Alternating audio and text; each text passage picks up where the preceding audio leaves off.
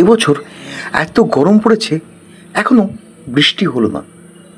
ধান পুরো নেতিয়ে পড়েছে। এবার যে কি হবে জানি না। শুনেছি বনদেবী মনে হয় রেগে গেছে, হরেন মোড়ল বলছিল। আরে, রেগে গেছে? আবার কে কি করেছে কে জানে। হরেন মণ্ডলই তো জঙ্গলের কাঠ কেটে বিক্রি করছে দিনের পর দিন। সেই তো, আমরা কষ্ট করি আর সে দোষ চাপায় অন্য লোকের ঘাড়ে।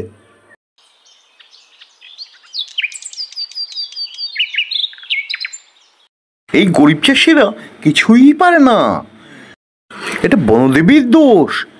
আমি তো দুটো কাঠ কেটেছি মাত্র।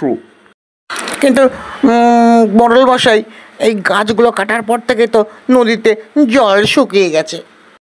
ওসব গুজব, বনদেবীরা ওসব করে না। মনে হয় রঘু চাষি কিছু চালাকি করেছে।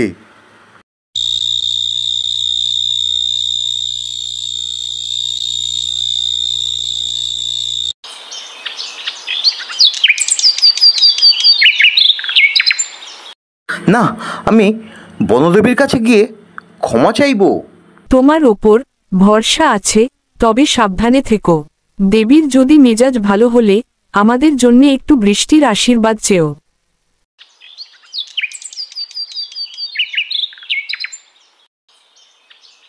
বনদেবী, বনদেবী, আমি রঘু চাষি, আমাকে একটু দেখা দিন। কে এলো আমার জঙ্গলে? আমি এক গরিব চাষি, জল চাই, করুণা করুন।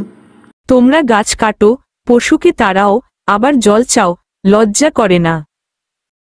আমি কিছু কাটিনি, ওই হরেন মণ্ডল ওই কাঠগুলোকে কেটে কেটে সব বিক্রি করে।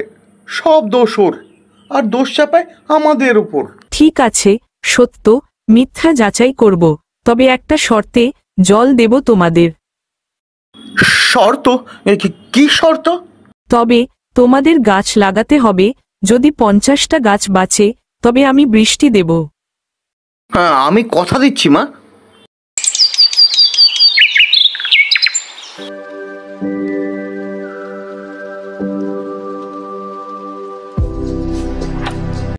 সবাই শোনো, বনদেবী বলেছে 50টা গাছ লাগাতে, তাহলে সে বৃষ্টি দেবে।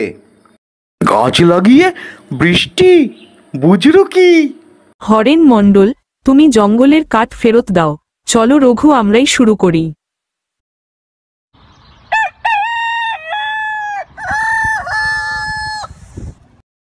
চলো, আমরা সবাই গিয়ে গাছ লাগাই।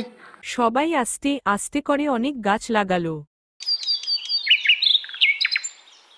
বনদেবী, আমাদের গাছ লাগানো হয়ে গেছে, এবার একটু বৃষ্টি দিন। তোমার সততা ও পরিশ্রমে আমি খুশি। হরেন মোড়ল শাস্তি পাবে, আর তোমার ক্ষেতে বৃষ্টি হবে।